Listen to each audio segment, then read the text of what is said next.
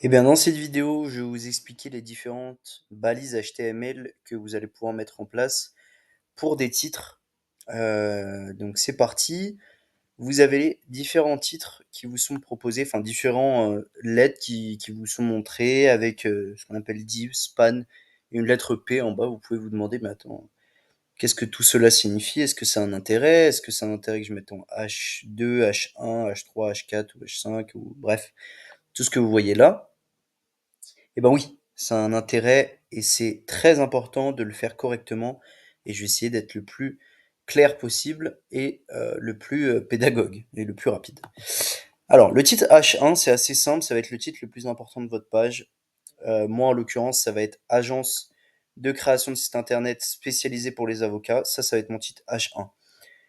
Le H1, c'est vraiment le titre où Google va essayer de comprendre ce que vous faites. Donc, il faut vraiment mettre pas un maximum de mots-clés, mais je dirais en tout cas mettre l'entité de votre site. Mais moi, je vous déconseille de mettre votre marque seulement dans le H1 sans mettre de contexte autour. Donc moi, c'est agence de création de site internet.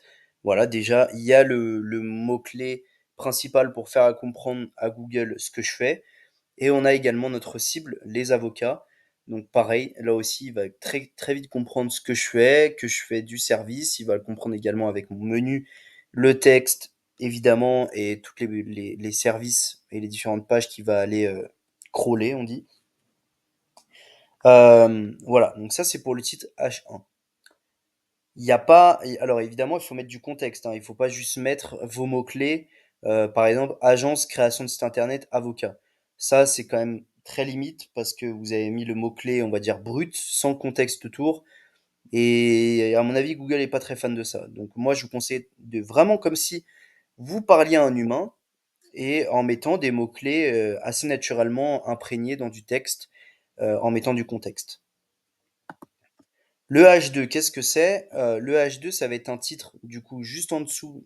L'échelle d'importance, c'est vraiment 1, 2, 3, 4, etc. Donc là, c'est le 1, on a dit que c'était le plus important. Le H2, ça reste un titre qui est très important également.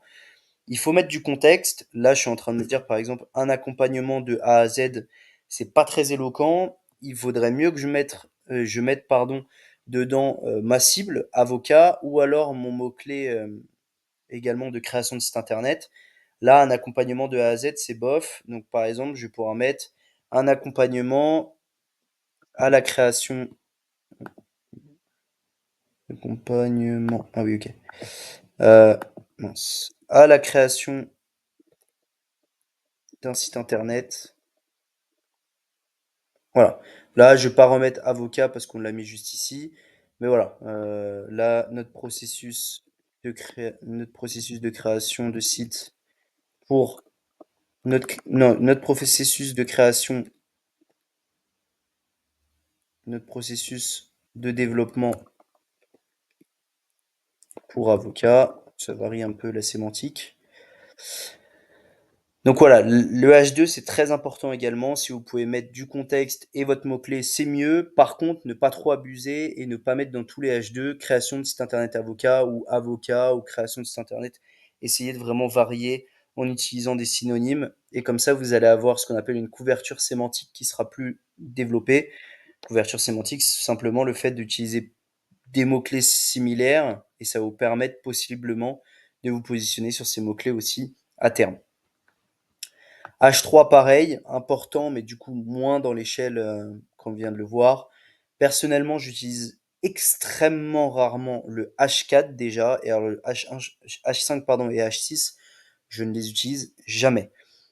Donc moi, ce que je vous conseille, c'est vraiment passer sur vos titres, parce que c'est vrai que sur les templates qu'on importe comme ça, parfois il y a déjà des titres H6 qui sont intégrés. Moi, la plupart, je les supprime parce qu'ils sont pas pertinents. Ou alors ceux que je garde, par exemple, notre processus de développement pour avocat, là-bas, c'était un H6 et ça s'appelait juste processus, il me semble. Donc, soit vous les passez en H3 ou H2 en fonction de la pertinence que vous voulez leur donner. Mais ce qui est en dessous, je vous déconseille, ça n'a pas vraiment d'importance. Pour tout ce qui est div, c'est les balises div, donc c'est pour tout ce qui est lié au code HTML, c'est pour baliser et organiser assez simplement le code HTML de votre page. Je l'utilise quasiment jamais également. Le span, ça va être pour du style qui va être. Alors, je suis pas expert là-dedans, hein, loin de là, mais j'essaie de vous expliquer comment on a pu me l'expliquer auparavant. Le span, ça va être le style qui va être intégré à un texte, et en fait, c'est un style qui va être plus prépondérant par rapport à l'importance du texte en lui-même. Donc, c'est peut-être lié à de l'infographie, à voilà, plus du style que de la pertinence de texte. Et enfin, le P, c'est pour tout ce qui est paragraphe. Euh, personnellement, je l'utilise pas non plus parce que on a directement une section qui s'appelle texte. Et donc, bah voilà, vous pouvez directement créer du texte ici et, euh, et vraiment garder bah, du coup le titre pour des titres et pas pour du texte comme vous en avez la possibilité ici. Voilà, j'espère que j'ai été le plus clair possible et on se retrouve pour les prochaines vidéos juste après.